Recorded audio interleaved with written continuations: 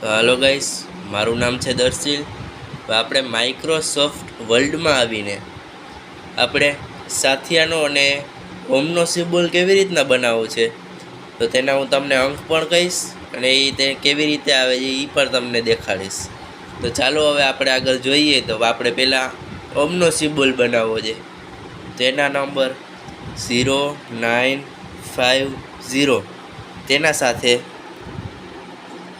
Alt સાથે x દબાવશો તો home પણ આવી ગયો છે। હવે આપણે સાથિયાનો કરવું છે તો તેને અંક છે 5350 તેને પણ ઓલ્ટની સાથે એક્સ દબાવશો તો સાથિયાનું પણ આવી ગયું છે। હવે આ વિડીયો તમને ગમ્યો હોય તો લાઈક, શેર અને સબસ્ક્રાઈબ જરૂર કરજો। હવે આગળ આપણે મળીએ બીજા વિડીયો સાથે। બાય।